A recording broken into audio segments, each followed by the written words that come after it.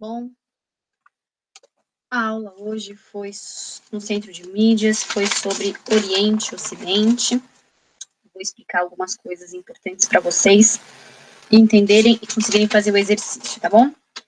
Na aula, ele falou sobre a Guerra Fria. O que significa isso?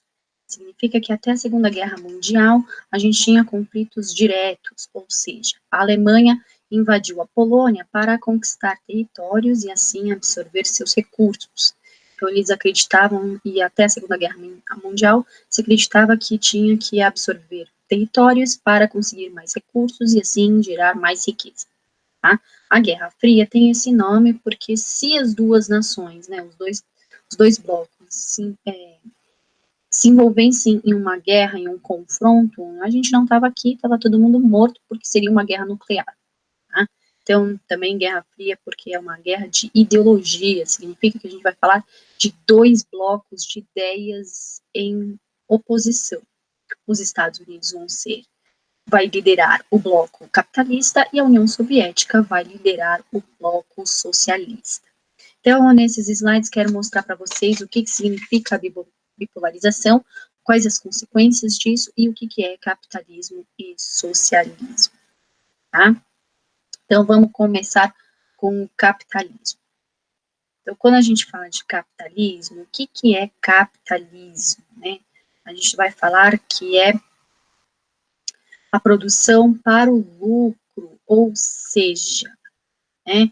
Se eu tenho uma camiseta e essa camiseta custa R$ 50, né? Então significa que vai entrar o que dentro do preço dessa camiseta? Matéria-prima, algodão, a linha, a tinta, tudo que vai ser feito em relação ao recurso para essa camiseta. Vai entrar energia, luz, combustível, o aluguel do imóvel, então se a empresa alugou um galpão, ou se ela vai entrar também as máquinas, tá? Vai entrar o salário dos trabalhadores, vai entrar o transporte, vai entrar os impostos, isso é custo de produção. E o lucro do meio de produção, ou seja, se uma camiseta custa R$ 50 e para produzir custa 12, então o lucro é 50 menos 12, R$ 38. Então, R$ 38 para quem? Para o capitalista.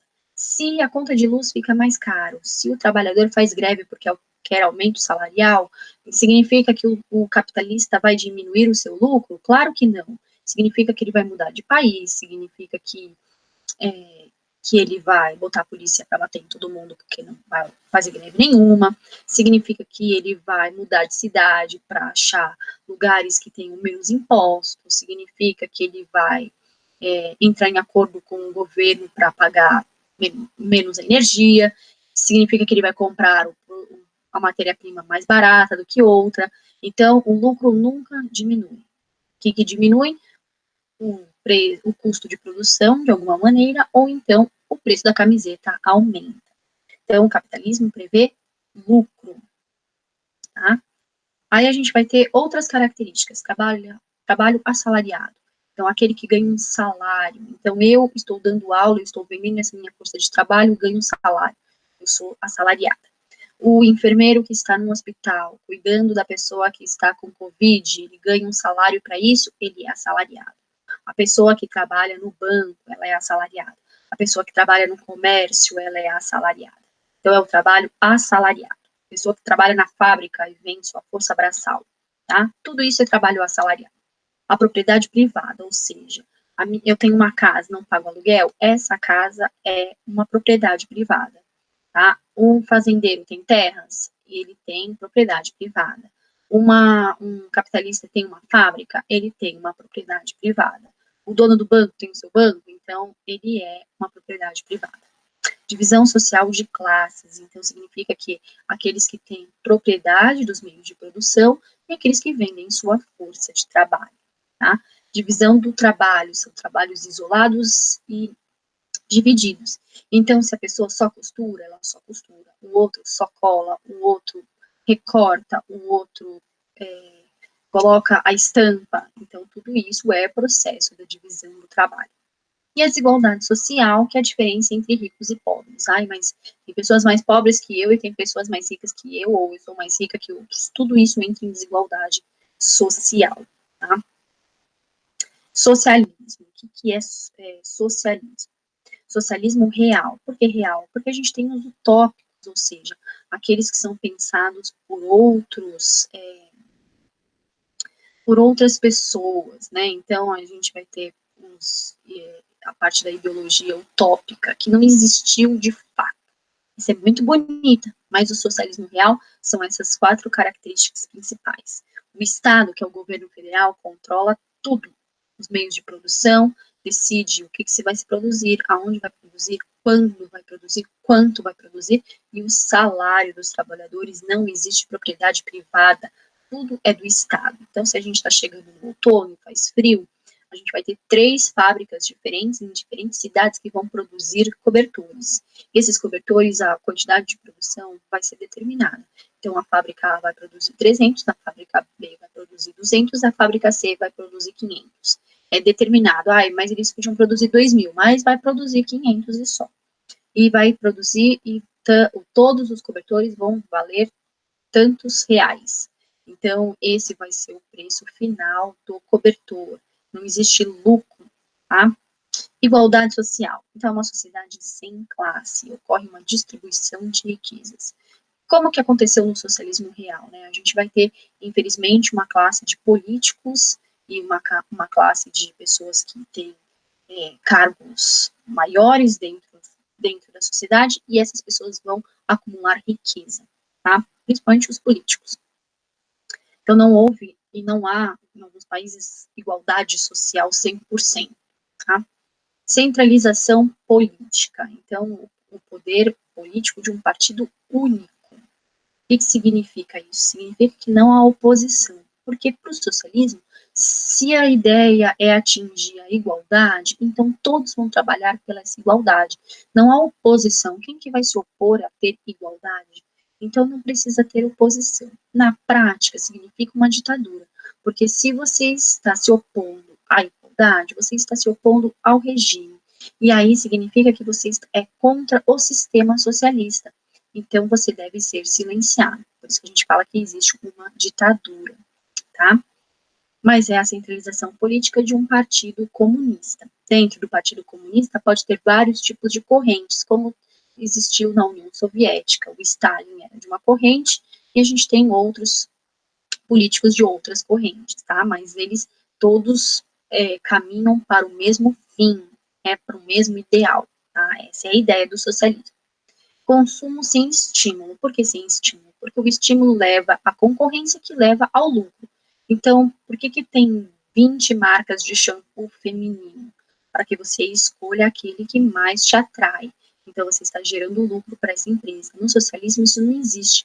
A ideia é que você tenha uma satisfação à sua necessidade. Então, não há necessidade de ter 20 tipos de shampoo, há necessidade de 4. Então, tem que produzir só 4 e vai ter só 4 opções. Essa é a ideia do socialismo, tá? Aí a gente vai ter esse mapa, que é o mapa que vocês também tinham na atividade da aula do Centro de Mídias, tá? Então, a gente vai ter em azul os países que fazem parte da OTAN, que é o Tratado do Atlântico Norte, né, a Organização do Tratado do Atlântico Norte. Esses são os países capitalistas. Então, a gente tem Estados Unidos, Canadá, Reino Unido, França, um lado da Alemanha, Itália e alguns outros países que vão fazer parte do Atlântico Norte, tá? São os países que são os capitalistas. O azul mais claro são os países também capitalistas, aliados a essas potências dentro da OTAN, ok? Aí, como é o caso do Brasil. O Brasil foi aliado aos Estados Unidos, até hoje. Aí a gente vai ter, em vinho, os países do Pacto de Varsóvia. Por que Pacto de Varsóvia? Porque a União Soviética não é um país, a União Soviética é um grupo de países. Significa que a gente vai ter vários países que vão se aliar militarmente, principalmente, tá? Economicamente, politicamente, dentro da União das Repúblicas Socialistas Soviéticas, URSS. Tá? Então, são esses os países que fazem parte da União Soviética, são os países que estão no Pacto de Varsóvia. Pacto de Varsóvia existe até hoje para alguns países, a União Soviética não existe mais.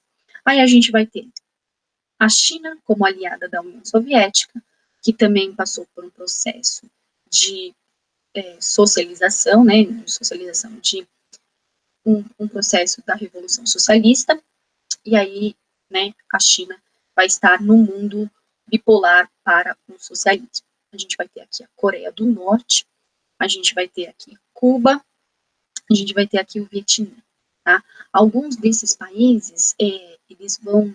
Porque, quais são as consequências do mundo bipolar, né? Porque se fosse só essas potências, ok. O problema foram as consequências dessa ideologia dentro dos países. A primeira consequência foram as guerras por conta das revoluções socialistas de alguns países, e aí é uma oposição, principalmente no caso da Coreia e do Vietnã, de um financiamento por parte dos Estados Unidos, da oposição, para que não houvesse essa revolução socialista. Então, a Coreia era um país único, não era separado como hoje, norte e sul. Então, a gente vai ter a Coreia sendo uma parte da população armada pela União Soviética, uma parte da população armada pelos Estados Unidos. A gente teve a Guerra da Coreia e a consequência é até hoje. Então, a gente tem a Coreia do Norte socialista, a Coreia do Sul capitalista. A Guerra do Vietnã foi outro conflito que vai ser decorrente desse mundo bipolar. Então, uma parte da sociedade foi armada pela União Soviética, uma parte da sociedade da oposição foi armada pelos Estados Unidos. A gente vai ter a Guerra do Vietnã, que os Estados Unidos envia tropas, inclusive, para o Vietnã, com um fiasco para os Estados Unidos. Muitos jovens foram mortos, e aí a gente vai ter um fracasso, e aí ela se transforma em socialista, então vai se alinhar com a União Soviética. Fora isso, a gente vai ter alguns países que são capitalistas ou socialistas e vão ter guerrilhas com base na outra oposição. É o caso da Colômbia. Então, a Colômbia aqui, né, ela tem e existe até hoje uma guerrilha comunista, né, que são as FARC, as Forças Revolucionárias da Colômbia. Então, a ideia das FARC é que a Colômbia seja socialista e passe por uma revolução socialista. E aí, né, a gente vai ter vários enfrentamentos do governo colombiano, com sequestros, né, com alguns atentados, enfim, e a gente vai ter essa consequência do mundo bipolar na América do Sul, por exemplo, no caso da Colômbia. Fora isso, a gente vai ter Angola, só que o oposto. Então, Angola se aliou ao socialismo, com a União Soviética, e aí a gente vai ter uma parte da população que vai ser armada, né, guerrilhas que vão ser armadas pelos Estados Unidos, que vão fazer atentados também dentro de Angola, e que vão fazer sequestros, e que vão fazer assassinatos.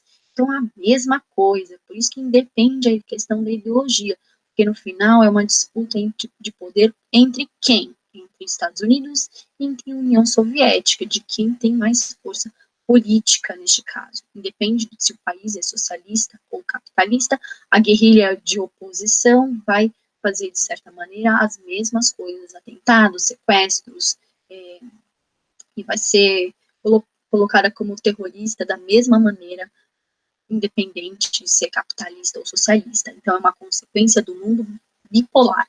Hoje isso não existe mais, tá? Isso foi até 1991, tá? Então, essa é a parte teórica da aula de hoje, tá bom? E aí, depois eu vou gravar um segundo vídeo com um exercício.